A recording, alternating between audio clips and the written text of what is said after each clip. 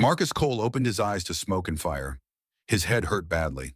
Blood ran down his face from a cut somewhere above his eye. He could hear alarms screaming all around him, but they sounded far away, like they were underwater. For a moment, he did not know where he was or what had happened. Then he remembered. The ship. The hyperdrive. Something had gone wrong. He was the captain of the research vessel, Prometheus. They had been traveling through deep space, studying strange energy readings near an unknown star system. Then the hyperdrive had made a terrible sound, and everything had gone white. Marcus tried to move.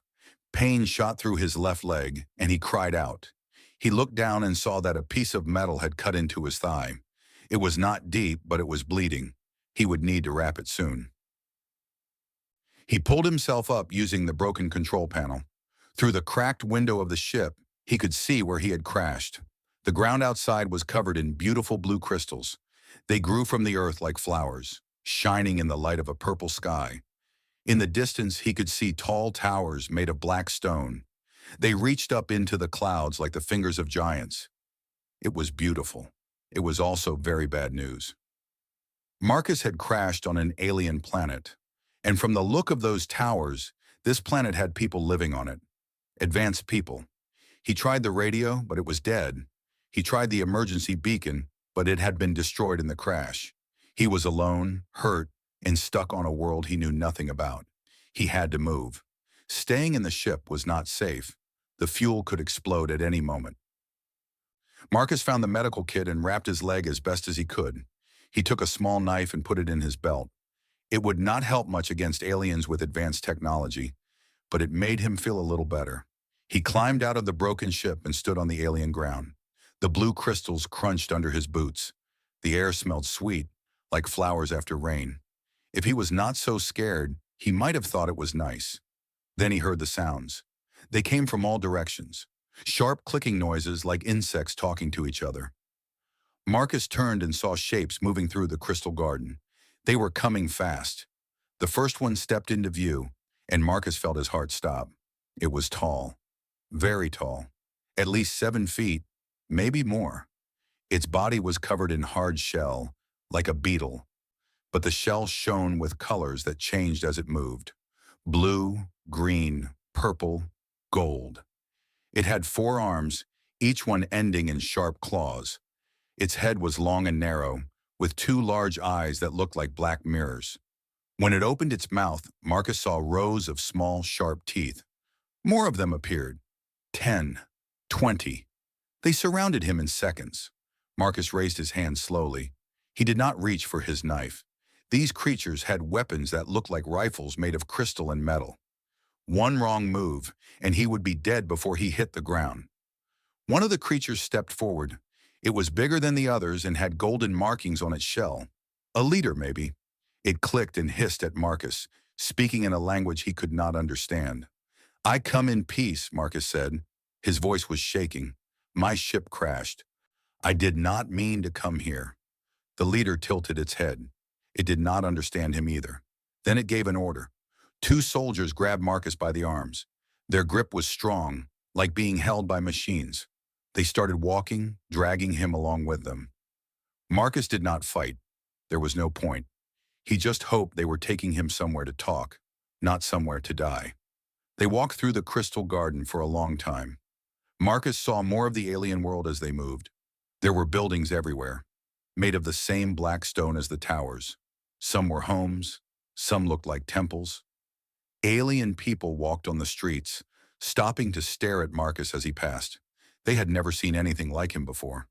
Marcus had never seen anything like them either. He had spent his whole life dreaming about meeting aliens. Now that it was happening, he just wanted to go home. Finally, they reached the biggest building of all. It was a palace. There was no other word for it. The walls were covered in gold and jewels. Giant statues of alien creatures stood on each side of the entrance. Soldiers in beautiful armor stood guard at every door. The soldiers dragged Marcus up a long stairway and through many halls. Each room was more beautiful than the last, but Marcus could not enjoy any of it. His leg was hurting badly now, and fear was making it hard to think. They stopped in front of 2 massive doors. The doors were made of black stone, carved with pictures that Marcus could not understand, strange symbols, alien faces, and something else, something that looked almost like, no, he was seeing things. His mind was playing tricks because of the blood loss. The doors began to open. The room beyond was the biggest Marcus had ever seen. The ceiling was so high that clouds floated near the top. The floor was made of crystal that glowed with soft light. And at the far end, on a throne made of silver and starlight, sat the queen. She was different from the soldiers. Her shell was pure white, like fresh snow. Her eyes were not black, but deep purple, like the sky outside. She wore robes made of something that looked like liquid gold. On her head sat a crown of crystal and light. She was the most powerful being on this planet, maybe in this whole part of the galaxy. And Marcus, a simple human scientist from Earth, was standing before her in torn clothes covered in blood and dirt. The queen rose from her throne. The soldiers pushed Marcus forward and forced him to his knees.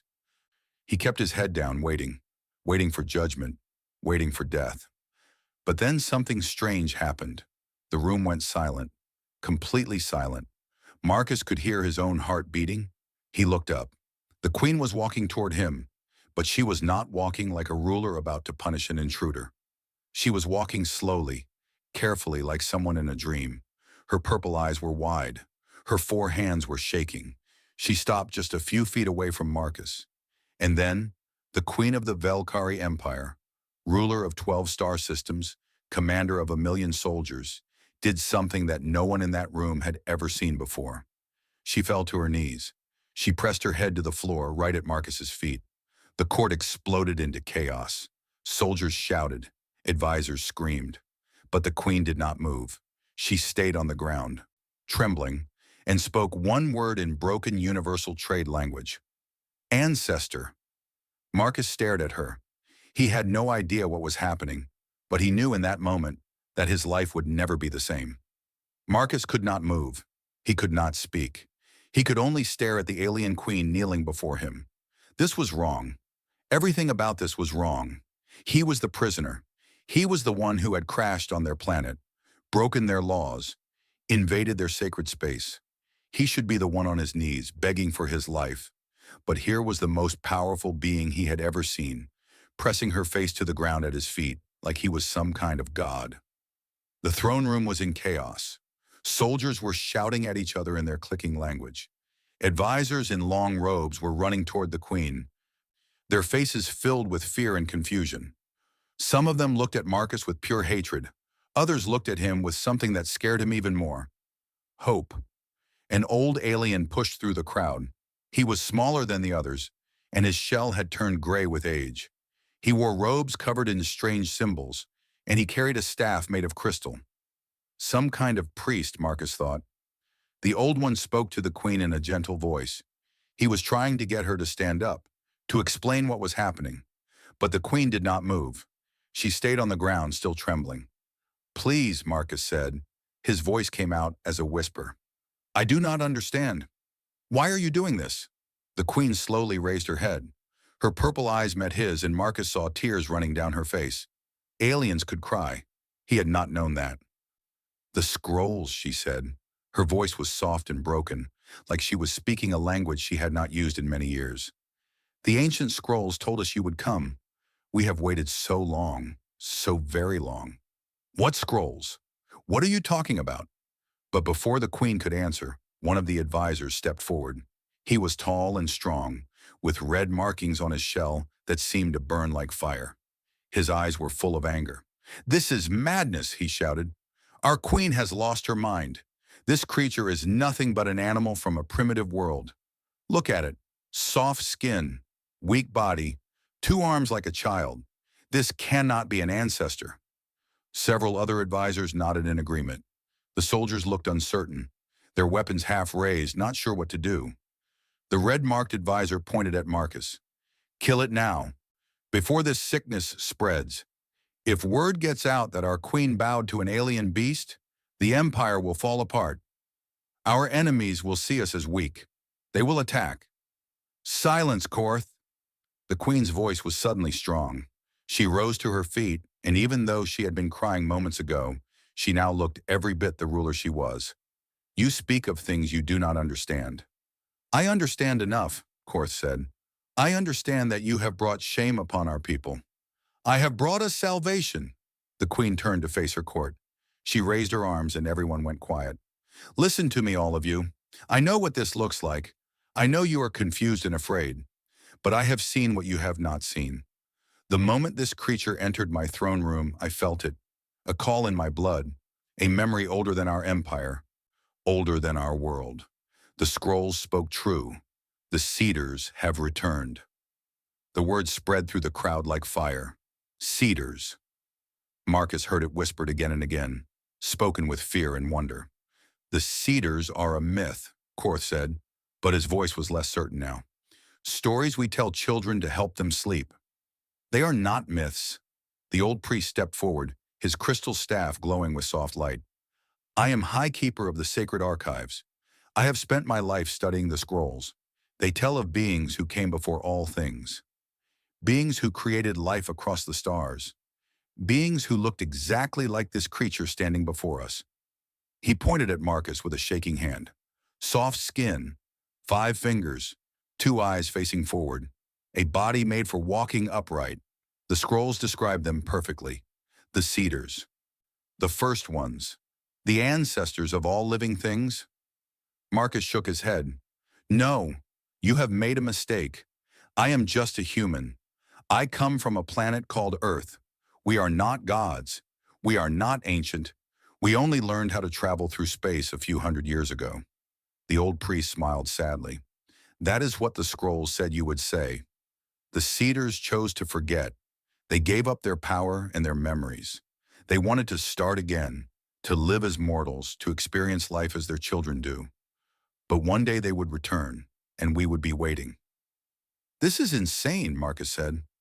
Perhaps, the queen said, but I know what I felt when I saw you. Every cell in my body told me to kneel. I could not stop it, even if I wanted to.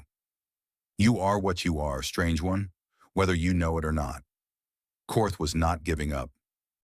And what if this is a trick? What if this creature is a spy from the Dominion, using some kind of technology to fool us? Then we will learn the truth, the queen said. Take him to the Temple of Origins. Let him see the scrolls for himself. Let him see the Chamber of the First. If he is false, we will know. And if he is true... She paused and her voice became soft again. Then everything changes. The soldiers moved to grab Marcus again, but the queen raised her hand. No, he walks free. He is not a prisoner. Not until we know the truth. Korth looked like he wanted to argue more, but he stayed silent. The queen had spoken, and her word was law. 2 guards stepped forward, but this time they did not grab Marcus. They simply stood beside him, ready to lead the way. The queen walked up to Marcus one more time. She was so close that he could see the patterns in her purple eyes, swirling like galaxies. I know you are afraid, she said quietly. I know you do not understand, but I promise you, no harm will come to you and my empire. Whatever you are, wherever you come from, you are safe here. Marcus swallowed hard. And if your priest is wrong, if I am just a normal human? The queen was silent for a moment. Then she said, the scrolls have never been wrong, not once in 10,000 years. She turned away and walked back to her throne. The audience was over. The guards led Marcus out of the throne room, through more beautiful halls and down a long stairway that seemed to go deep into the earth. The air grew cooler as they descended. The walls changed from black stone to something older, rougher, covered in carvings that made Marcus's head hurt to look at. Finally, they reached a massive door made of metal so old it had turned green. The guards pressed their hands against it, and it slowly opened. Beyond the door was darkness. Then one by one, lights began to turn on. Blue lights, soft and ancient, revealing a room that took Marcus's breath away. It was a temple. The walls were covered in paintings and carvings, showing scenes of creation, stars being born, planets forming, life crawling out of oceans. And in every scene, there were figures, tall figures with soft skin, 5 fingers, and 2 forward-facing eyes. Humans. The paintings showed humans creating the universe. And in the center of the room, standing in a beam of blue light, was something that made Marcus fall to his knees. It was a statue. A perfect statue of a human woman in a spacesuit. And on her chest, clear as day, was a symbol Marcus knew very well. The NASA logo. His hands were shaking. His whole body was shaking. "This is not possible," he whispered. But the proof was right in front of him, and somewhere deep inside, in a place he could not name, something was starting to wake up. Marcus stood before the statue for what felt like hours. The NASA logo stared back at him, impossible and undeniable. He reached out and touched the stone. It was real. It was solid. It was here, on an alien planet, billions of miles from Earth, in a temple that had to be thousands of years old. How? How was this possible? The old priest had followed him into the temple.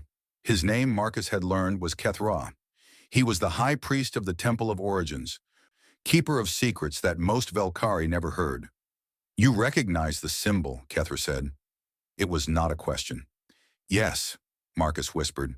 "It is from my world, from my people.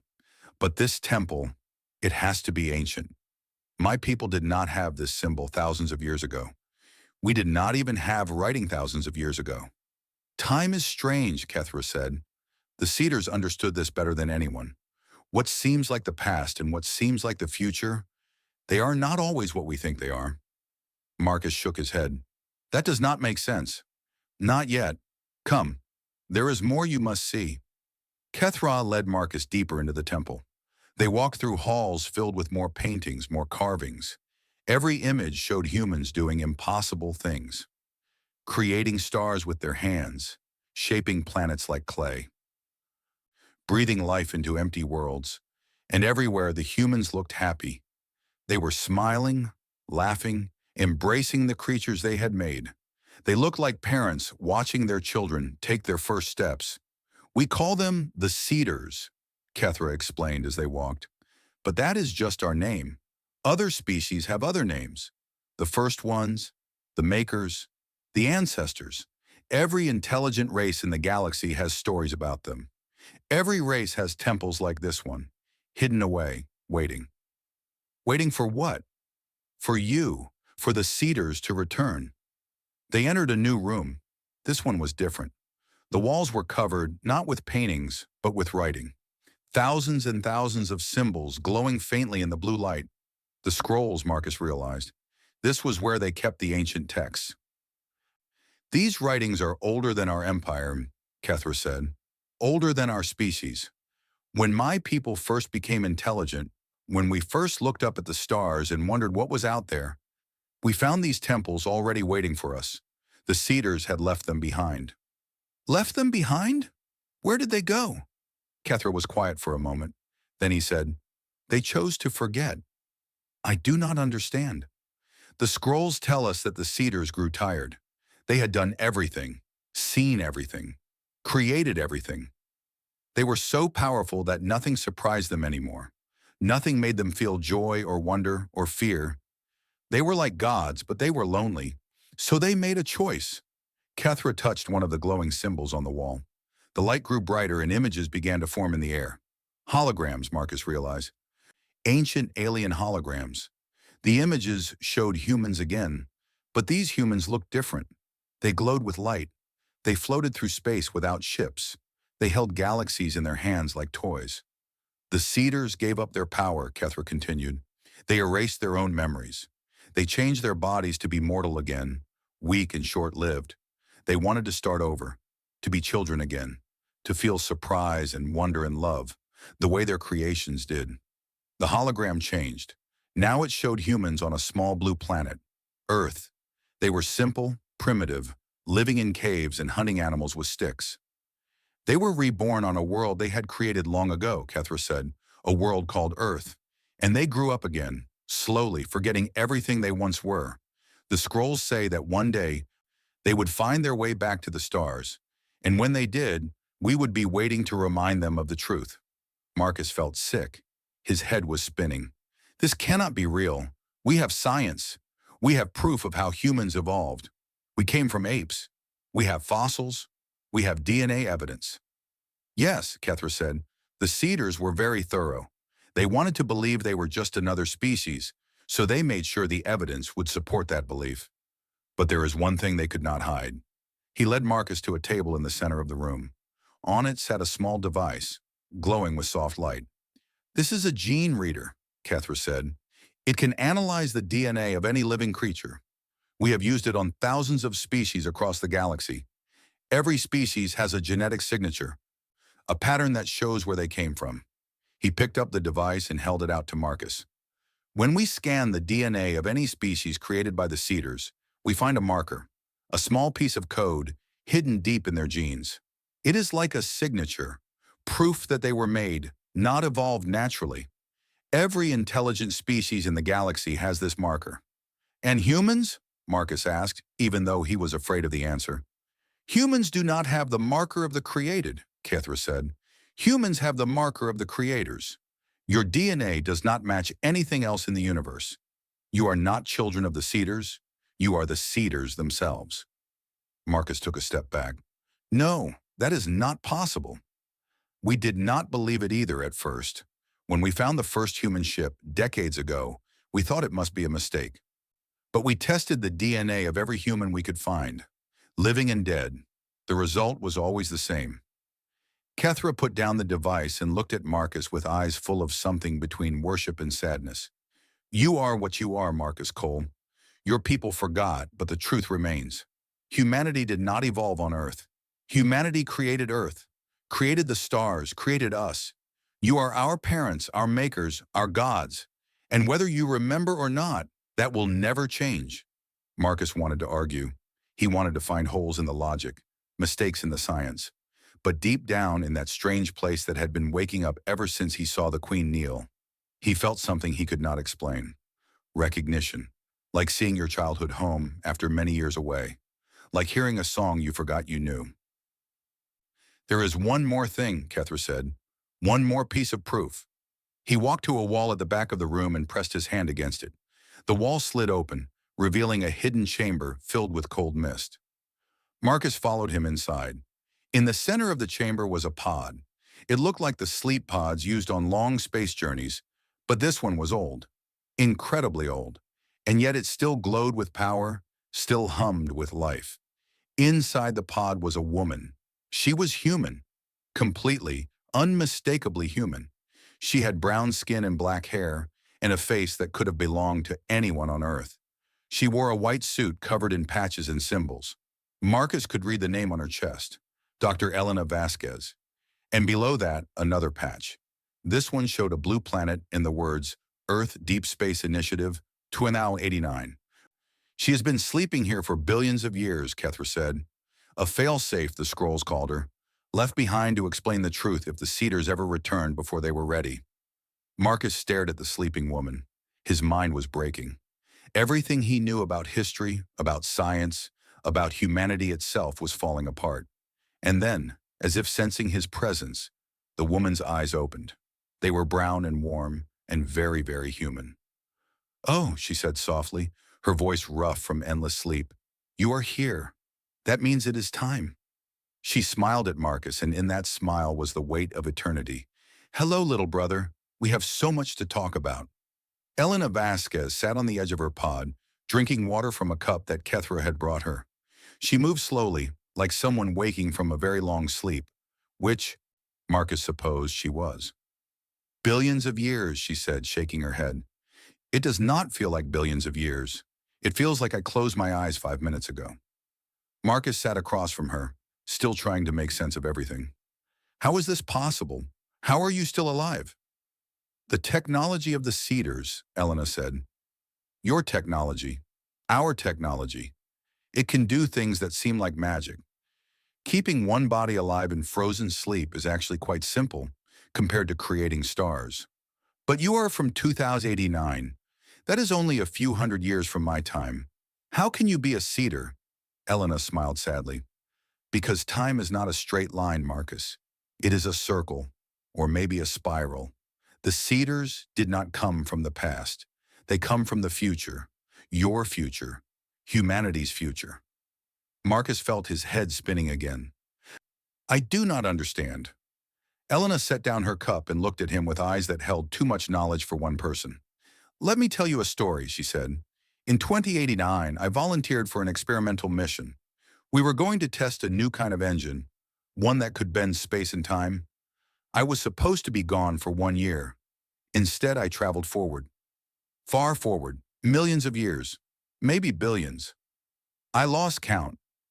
She stood up and walked to the wall, where the ancient paintings glowed in the blue light. "I saw what humanity becomes, Marcus. I saw us spread across the galaxy. I saw us learn things that made us more than human. We grew. We evolved. We became something wonderful and terrible. We became the Cedars. The future became the past," Marcus whispered. "Yes, we traveled so far, learned so much, that we gained power over time itself. We went back to the beginning of the universe. We created the stars. We shaped the planets. We planted the seeds of life on countless worlds. We became gods." Elena touched one of the paintings. It showed a human woman holding a newborn star in her hands. "But being a god is lonely," she continued. "When you can do anything, nothing means anything. When you know everything, nothing surprises you. We had all the power in the universe, but we had lost something precious. We had lost the ability to feel." "So you chose to forget," Marcus said. "The scrolls talked about this. You gave up your power. We gave up everything, our memories, our abilities, our long lives. We compressed ourselves back into mortal bodies and placed ourselves on a young planet called Earth. We wanted to start over, to experience life as our children did, to feel joy and pain and love and fear again. But why Earth? Why not stay in the future?" Elena laughed softly. "Because we had already created Earth, Marcus. Billions of years ago. It was our first world, our first experiment. We always knew we would return to it someday. We just did not know it would be as babies, with no memory of who we really were." Marcus stood up and walked to the paintings. He looked at the smiling faces of the Cedars, creating life across the cosmos. "So everything humanity has done," he said slowly, "every war, every discovery, every moment of history, it was all just us trying to grow up again?" "Yes, and you have done beautifully. In just a few thousand years, you went from caves to stars. You created art and music and science.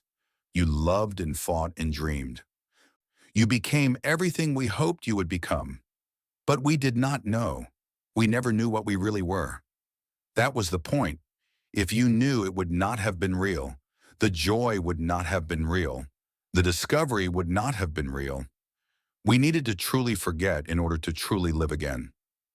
Marcus turned to face her. "So what happens now? Now that I know the truth?" Before Elena could answer, the ground shook. Dust fell from the ceiling. Somewhere above them, alarms began to ring. Kethra rushed into the chamber, his old face twisted with fear. "We have a problem," he said. "A big problem." They followed him to a room filled with screens and controls, a command center hidden beneath the temple.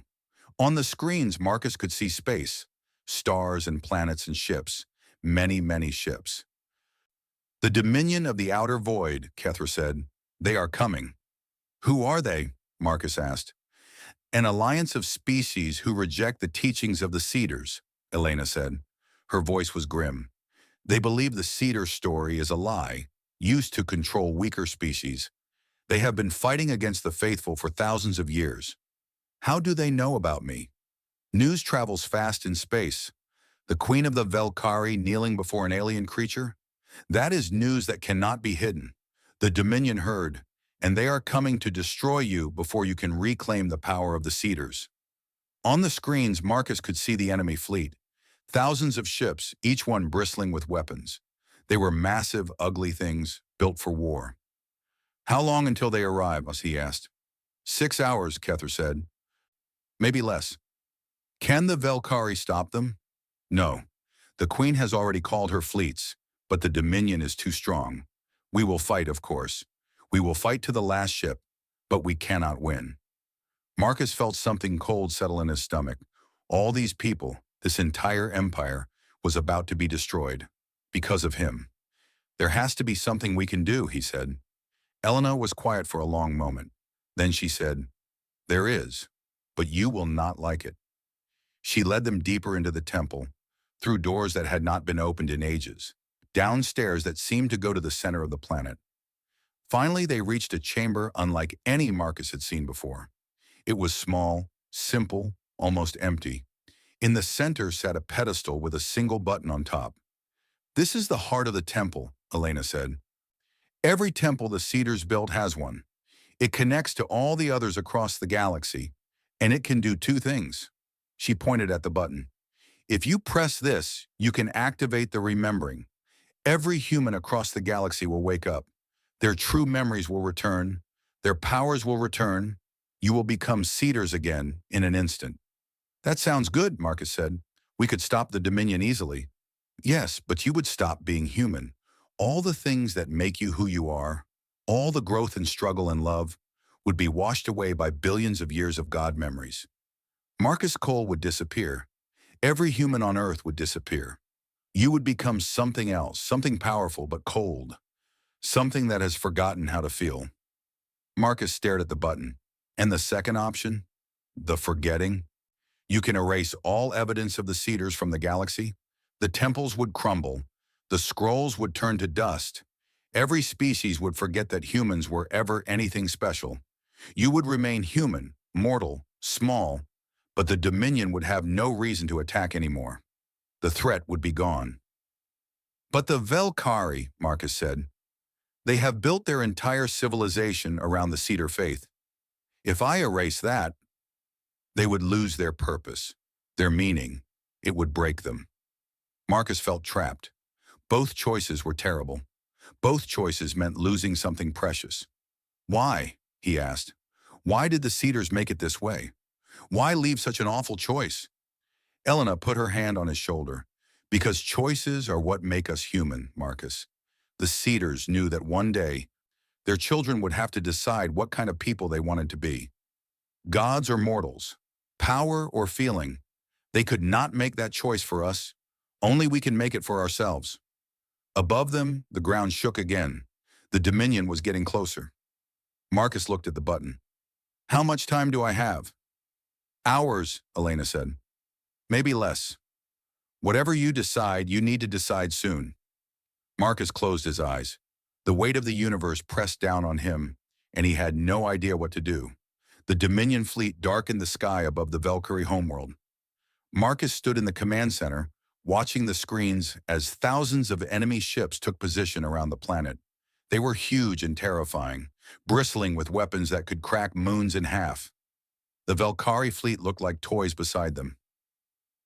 Queen Ciravel stood beside him, her white shell glowing in the light of the screens. She had come to the temple herself, refusing to stay safe in her palace while her people faced death. "My ships will fight," she said. "Every last one of them. We will buy you time, ancestor." "Do not call me that," Marcus said. "I am just a man. You are more than you know, and whatever you decide, we will stand with you." On the screens, a message appeared. The Dominion was broadcasting to the entire planet. "People of the Velkari," a cold voice said, "you have committed a grave sin. You have welcomed a false god into your home. You have threatened the freedom of every species in the galaxy. Surrender the creature called Marcus Cole, and we will spare your world. Refuse, and we will burn it to ash." The queen did not hesitate. "I refuse." "Then you have chosen death." The screens went dark. A moment later, the Dominion fleet began to move. The battle began. Marcus watched in horror as ships exploded in the darkness of space. Velkari cruisers charged into the enemy lines, firing everything they had. Some Dominion ships fell, but for every one they destroyed, 10 Velkari ships died. It was a slaughter. "I have to do something," Marcus said. "I cannot let them die for me." He ran. Through the halls of the temple, down the endless stairs to the small chamber with the button. Elena was waiting for him there, her face calm and sad. "You have decided," she said. "No, I have not. That is the problem. Both choices are wrong. Both choices have costs, yes, but that is life. Every choice has a cost." Marcus stared at the button. Behind him, he could hear explosions. even this deep underground. The temple was shaking. Time was running out. There has to be another way, he said. The Cedars were supposed to be so smart, so powerful. Did they really leave no third option? Elena was quiet for a moment. Then she said, the Cedars believed in two things above all else: the power to create and the power to choose. They gave both powers to their children. What does that mean? It means the button does what you want it to do, Marcus. It responds to your will, your choice. The Cedars did not program it with just two options. They programmed it to serve the person who presses it. Marcus looked at her. So I could choose something else? Something in between? You could try, but you need to know exactly what you want. The power's dangerous. If your mind is unclear, the results could be terrible. Marcus closed his eyes. He thought about everything he had learned, about the Cedars and their loneliness, about humanity and their struggle, about the Velkari and their faith, about the Dominion and their fear. Everyone was afraid. That was the real problem. The Dominion feared being ruled by gods. The Velkari feared losing their purpose. Humanity feared learning they were not special. Everyone was fighting because they were scared. What if he could take away the fear? Not by erasing the truth, not by making anyone forget, but by changing what the truth meant. Marcus opened his eyes. He knew what he wanted to do. He pressed the button. Light exploded from the pedestal. It poured through Marcus like water, filling every part of him with warmth and power. For a moment, he felt what the Cedars must have felt. He felt infinite. He felt eternal. He felt like he could hold stars in his hands. But he did not hold on. He did not try to keep the power. Instead, he pushed it outward, away from himself, spreading it across the galaxy like seeds in the wind. The light shot up through the temple, through the planet, into space. It touched every ship in the Dominion fleet. It spread to every world the Cedars had ever touched. It reached every corner of the galaxy. And everywhere it went, it left a gift. Not power, not memory, knowledge. Every species in the galaxy suddenly received the same thing: the complete scientific knowledge of the Cedars. How to build ships that could cross the universe in seconds. How to heal any disease. How to grow food on any world. How to live forever if they chose to. All of it given freely to everyone. No masters, no servants, just a gift from parents to children. The Dominion fleet stopped firing. On their ships, commanders were staring at screens filled with information they could barely understand. Technology that would take them millions of years to discover on their own was now sitting in their hands. A new message appeared on the screens in the command center. Marcus spoke, and his voice went out to every ship, every world, every person in the galaxy. I am Marcus Cole. I am human. And according to some very old stories, my people created your people a very long time ago. Maybe that is true. Maybe it is not. I do not know for certain, and honestly, I do not think it matters. He paused, gathering his thoughts. What matters is what we do now, what we choose to be. The Cedars, if they existed, chose to give up their power because they were lonely. They wanted to be part of something again. They wanted to feel connected to the life they had created. I think that is beautiful. The Queen was watching him, her purple eyes wide with wonder. I do not want to be a god, Marcus continued. I do not want to rule anyone, and I do not want anyone to kneel before me. But I do want to give you something. The same thing the Cedars wanted to give their children. A chance to grow, a chance to reach for the stars and see what you can become. He gestured at the screens, where the knowledge of the Cedars was still spreading across the galaxy. This is my gift to all of you. Everything the Cedars knew, everything they created, it belongs to everyone now. Not just humans, not just the faithful, everyone. Use it to build, use it to heal, use it to explore, use it to become something wonderful. He took a deep breath. And please stop fighting. There is nothing to fight about anymore. We are all children of the same universe. We are all family. It is time we started acting like it. He stopped speaking. The galaxy was silent. Then one by one, the Dominion ships began to turn away. They did not attack. They did not retreat. They simply stopped, their crews overwhelmed by what they had just received. On the screens, Marcus could see messages flooding in from across the galaxy. Confusion, wonder, gratitude, fear, hope. Every emotion a person could feel. It would take time. There would still be conflict, still be problems, still be pain. He had not created paradise. He had just given everyone the tools to build one, if they chose to. The queen approached him. For the first time since they met, she did not kneel. She simply stood before him, tall and proud. "You could have become a god," she said. "You could have ruled us all. Why did you give it away?" "Because that is not what family does," Marcus said. "Family does not rule. Family shares. Family helps each other grow." The queen smiled. It was a strange expression on her alien face, but it was unmistakably warm. "The scrolls never predicted this," she said.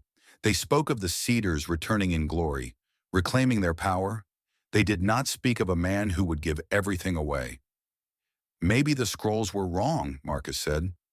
"Or maybe they just could not imagine that the cedars would have a child who thought being kind was more important than being powerful." The queen held out her hand. 4 fingers, clawed and strong, offered in friendship. "Then perhaps we need new scrolls," she said. "Scrolls that tell a different story, a story of equals, working together." Marcus took her hand. It felt strange against his skin, hard and warm, but also right. "I would like that," he said. Later, Marcus stood on the observation deck of the Queen's flagship, watching the stars. Elena stood beside him, her ancient eyes reflecting the light of distant suns. "You did something the Cedars never managed to do," she said. "What is that?" "You found a third option. You chose neither power nor forgetting. You chose sharing. I do not think any of us ever thought of that." Marcus laughed softly. "Maybe that is because you were too busy being gods. Sometimes it takes a regular person to see the simple answer." "Maybe," Elena smiled. "Or maybe the Cedars knew exactly what they were doing when they became human again. Maybe they knew that one day a human would figure out what they could not. That seems like a lot of faith to put in a species that spent most of its history fighting over land and resources. Faith is all we ever had, Marcus. Faith that our children would be better than we were. Faith that life was worth creating, even knowing how much pain it would bring. Faith that, in the end, love would win." She put her hand on his shoulder. "And look, you proved us right." Marcus watched the stars. Somewhere out there, billions of species were waking up to a new galaxy. A galaxy of equals. A galaxy of possibilities. A galaxy where being kind was more important than being powerful. It was not perfect. It would never be perfect. But it was a start. "Do you regret it?" Elena asked. "Giving up the chance to be a god?" Marcus thought about it. He thought about the power he had felt, just for a moment, when he pressed the button. The infinite knowledge, the eternal life, the ability to shape reality with a thought. Then he thought about the Queen's hand in his, about the gratitude in the messages flooding in from across the galaxy, about the simple joy of standing here, small and mortal, watching the stars like any other person. "No," he said, "being a god sounds lonely. I think I would rather be human." Elena smiled. "That is exactly what the Cedars said, billions of years ago. Maybe some lessons have to be learned again and again." "Maybe," Marcus said, "or maybe that is what makes us human. We keep making the same choice over and over. Because it is the right one." The stars glittered in the darkness. Somewhere a new story was beginning, and for the first time in billions of years, the children of the Cedars were writing it together,